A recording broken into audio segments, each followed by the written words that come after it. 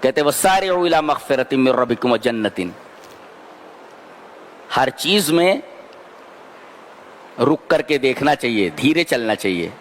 عجلت اسلام میں ناپسندیدہ ہے، یہاں تک کہ نماز میں بھی دوڑ کر کے نہیں آنا چاہیے.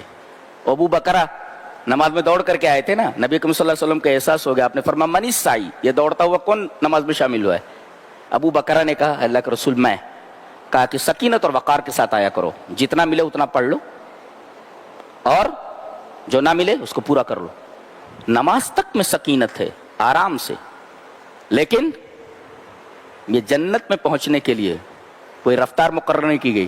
ہر جگہ رفتار مقرر ہے، مگر جنت کے لیے مسابقت کرنے میں، ریس کرنے میں رفتار مقرر نہیں کی گئی. کسی بھی رفتار سے جا سکتے ہو. اوکے، یہاں کیمرے نہیں لگے ہیں کہ تمہاری رفتار کو چیک کیا جا رہا ہو. ہر جگہ کیمرے لگے ہوئے ہیں جو آپ کی رفتار کو چیک کر رہے ہیں، لیکن جنت کی طرف جانے والا راستہ، اس پر کوئی بھی کیمرہ لگا ہوا نہیں ہے. کتنی سپیڈ میں جانا چاہے تو چلے جاؤ، ایکسیڈنٹ ہوتا ہی نہیں. وہی کہا جا رہا ہے وسارعوا، ریس کرو، بہت تیزی سے جاؤ. وسارعوا، اس راستے پر کوئی کیمرہ لگا ہوا نہیں ہے، بالکل کھلا راستہ ہے، چلتے چلے جاؤ. اسپیڈ اسپیڈ اینڈ اسپیڈ، کوئی کیمرہ نہیں ہے. فرمایا گیا جو لوگ برائی کر لیتے ہیں، گناہ ہو جاتا ہے، اللہ کو یاد کرتے ہیں اور استغفار کرتے ہیں، اللہ فرما رہا ہے وَمَن یغفر الذُّنُوبَ إِلَّا اللَّهُ، مجھ سے معافی مانگتے ہیں گناہوں کی تو اللہ کے علاوہ کون ہے جو گناہوں کو بخشے. کیا شان ہے بولنے کی. اللہ میرا رب کتنا مہربان ہے. اللہ وَلَمْ يُصِرُّوا، لیکن اصرار نہیں کرنا چاہیے. گناہ کو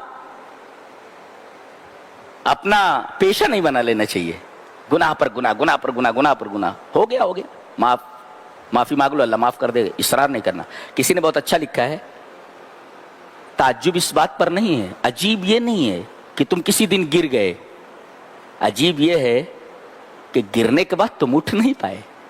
تو گر جاؤ تو کم سے کم اٹھو، گرے ہی کیوں ہو؟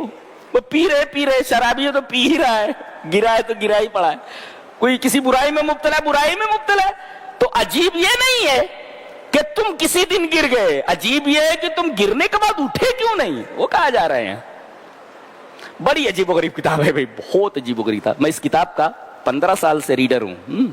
اللہ سبحان اللہ و بحمدہ، بڑی پیاری کتاب ہے. سبحان. فرمایا گیا وَلَا تَهِنُوا وَلَا تَحْزَنُوا وَأَنْتُمُ الْأَعْلَوْنَ إِن كُنتُم مُؤْمِنِينَ. غمزدہ نہ ہو، کمزور مت ہو، تم ہی سربلند رہو گے اگر تم مومن ہو.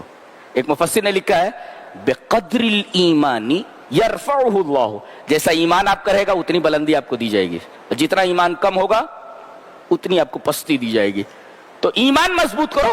بمقدار الایمان یرفعہ اللہ، ایمان کے بقدر آپ کو اٹھایا جائے گا، بلند کیا جائے گا. آگے ایک بات کہی جا رہی ہے وَتِلْكَ الْأَيَّامُ نُدَاوِلُهَا بَيْنَ النَّاسِ، یہ ایام ہیں، ہم ان کو پھیرتے رہتے. آج ایک پارٹی آئی ہے، کل دوسری پارٹی آ جائے گی، آج کوئی اور ہے کل دوسرا آ جائے گا. یہ ایام ہیں جو ہم پھیرتے رہتے لوگوں کے درمیان. کتنی عجیب بات ہے. ایک مفسر کہتا ہے سنت اللہ، اس آیت کریمہ کی تفسیر میں، یہ اللہ کی سنت ہے. سیاتی یومک الجمیل حتمن، آپ کے اچھے دن آنے والے ہیں. سیاتی یومک الجمیل حتمن، آپ کے اچھے دن آنے والے ہیں، اس لیے کہ یہ ایام پھر رہے ہیں نا، ایام رکے نہیں ہیں. اور ایک نے کہا لا تشمت بغیرک، لا تشمت بغیرک الایام تنتقم، کسی کو مصیبت میں دیکھ کر کے ہنسو نہیں، کسی کی مصیبت دیکھ کر کے خوش مت ہو. بعض لوگ کسی کو تکلیف میں دیکھتے تو مزے لیتے، ارے دیکھو تکلیف میں مبتلا ہے، تو دیکھو کسی کو تکلیف میں دیکھ کر کے خوش مت ہو. لا تشمت بغیرک الایام تنتقم، یہ زمانہ انتقام لیتا ہے، کبھی تمہارے اوپر بھی آ جائے گا تو کیسے ہنسو گے تم. کیا بات ہے، سبحان اللہ.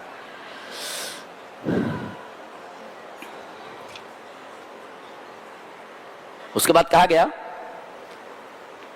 فآتاہم اللہ ثواب الدنیا، ہم نے ان کو دنیا میں بدلہ دیا، وحسن ثواب الآخرہ، اور آخرت کے ثواب کا حسن دیا.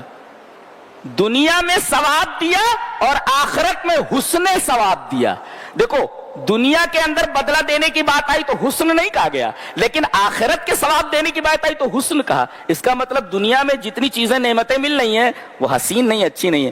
جنت میں آؤ، ساری نعمتیں انتہائی حسین ہیں. اسی وجہ سے دنیا کے بدلے کی بات آئی تو وہاں حسن نہیں ہے، بلکہ جہاں آخرت کی بات آئی وہاں حسن ہے. گویا کہ جنت کی نعمتوں کے مقابلے میں یہاں کی جتنی نعمتیں ہیں سب کی سب حسین کہنے کے لائق ہی نہیں ہیں، حسین نہیں کہا جا سکتا ان کو. اللہ اکبر.